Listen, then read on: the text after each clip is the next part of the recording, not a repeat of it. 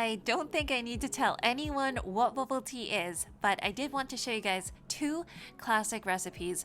One is the Passionfruit Green Tea, which as a vegan I tend to get a lot of, but the second one is the brown sugar milk tea, which is, sort of the new kid out on the market. And I know it's summertime, so I hope you guys all enjoy.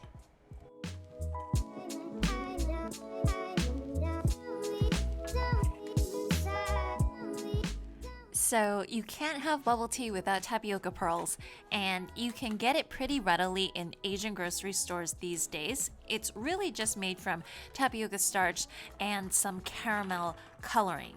And typically you actually have to cook them for a pretty long time to get them nice and kind of chewy, that QQ chewiness. But there are brands these days where this one, it said about, I think like 10 minutes or so, you can get it into that nice state.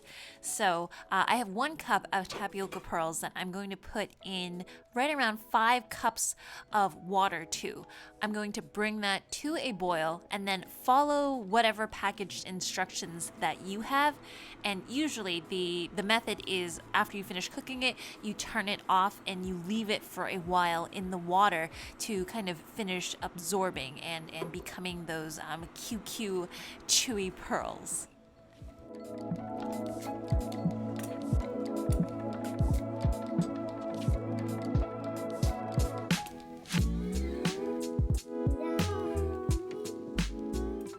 So let those pearls cool in room temperature. Keep them in water because they get hard really quickly. So that's kind of the secret. Keep them there. I'm going to show you guys how to make the brown sugar milk tea first. So I have right around a little bit under a half a cup of brown sugar. Recipe is going to be down below. And I'm just going to put in 1 cup of water and then a pinch of salt because that brings kind of the sweetness to the surface. And I'm just going to boil this for right around 2 to 3 minutes just to reduce the mixture a little bit and then get it a little bit thicker.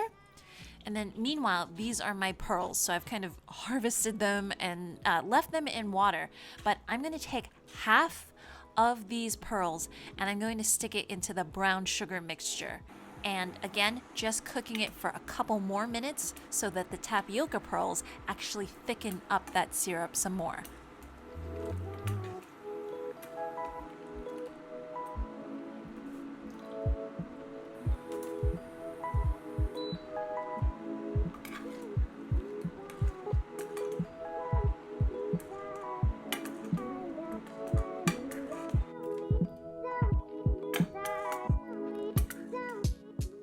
So let these pearls cool in room temperature. And in retrospect, I think I would have wanted to get this mixture a little bit thicker because this is how you create that kind of like caramelly effect onto the cup. So you need to get yourself something like glass, something see-through. And the trick with this is to basically smear the outside of the glass with some of this syrup, and then that way when you pour in the milk, it will create this effect.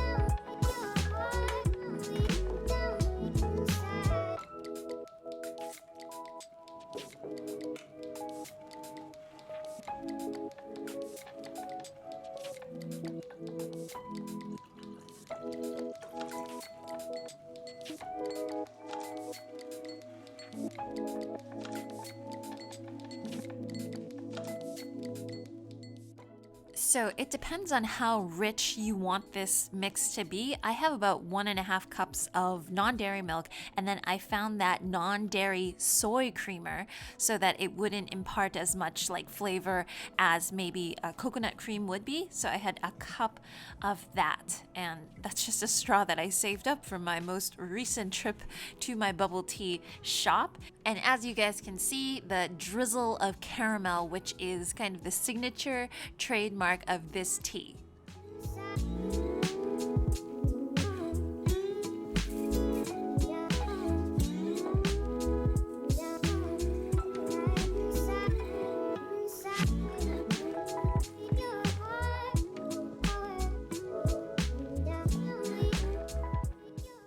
Now, for the passion fruit green tea, I'm going to start off by making 3 cups of fairly strong green tea.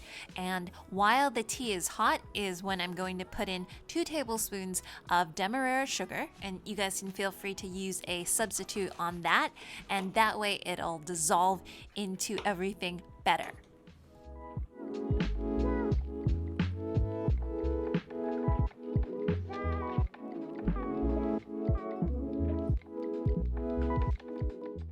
So friends, that is fresh passion fruit. I know it looks a little bit alien-esque, but that's pretty much how it is. And I like using the seeds in it as well because it adds a little bit of a bite and a little bit of crunch.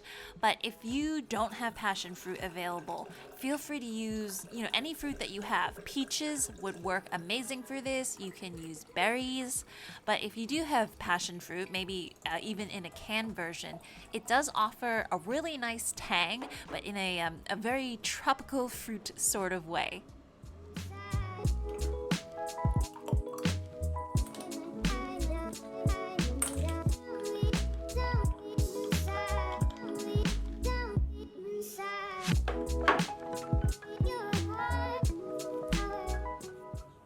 Well, there you guys go. 2 options for bubble tea.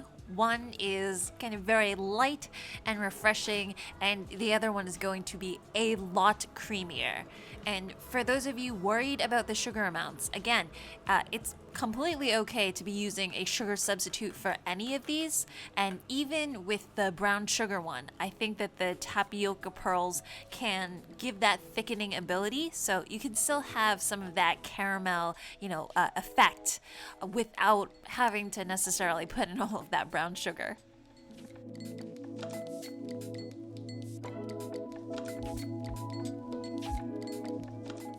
As usual, if you want to see more recipes like this, remember to click that like and subscribe button. And if you guys make any of these recipes, again, please tag me in on it. I would love to see it. And I will see you guys all again next time. Bye!